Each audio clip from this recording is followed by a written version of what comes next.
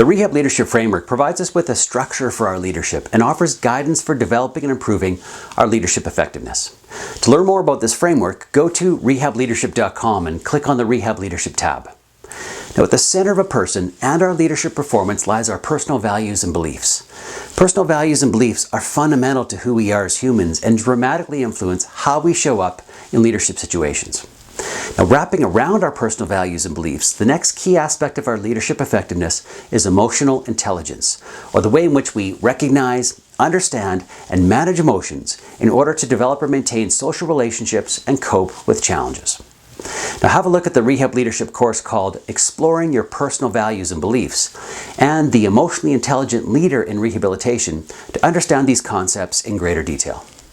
Now, together, personal values, beliefs, and emotional intelligence form the heart of leadership effectiveness and create a foundation upon which we can build practical leadership skills. Now, practical leadership skills such as developing teams or coaching and mentoring can only be successfully developed once a leader truly understands what she believes and values and then has acquired the social and emotional skills to create positive relationships with others.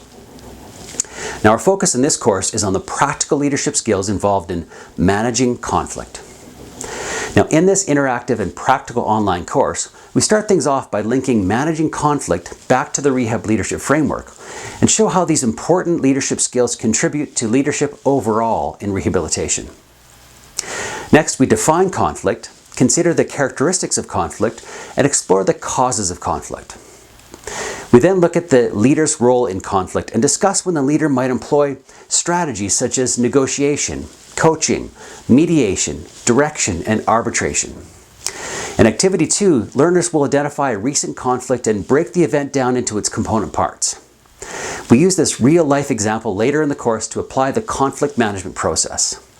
Now, on the heels of Activity 2, we explore the Thomas Kilmann conflict modes, as learning to identify and understand alternate conflict resolution styles can help us to recognize, reframe, and diffuse conflict, thereby creating more positive outcomes.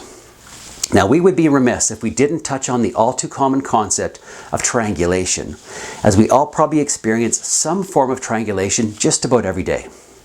Now, the course builds up to a fulsome discussion on the practical and easy-to-use conflict management process. We break this simple process down step by step, offering tips and suggestions along the way.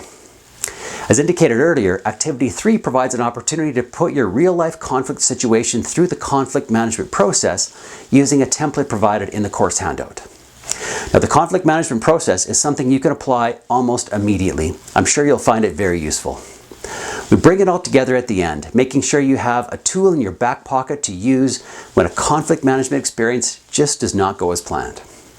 Now, as the course closes, we offer some key resources for more information on becoming a skilled leader at managing conflict. Now, it's important to recognize that all elements of the Rehab Leadership model work together, and none of them alone are sufficient to create an effective leader in rehabilitation. Leadership effectiveness is not achieved through an unfocused or disorganized approach where assorted elements of leadership are randomly explored without rhyme or reason. In order to optimize your leadership performance, first create a solid foundation of self with personal values, beliefs, and emotional intelligence. And then on that foundation, begin to build practical leadership skills such as effectively managing conflict, and watch your leadership flourish. Well, that's the Rehab Leadership course on managing conflict in a nutshell. Let's get started with learning how to effectively manage conflict in your workplace. See you soon.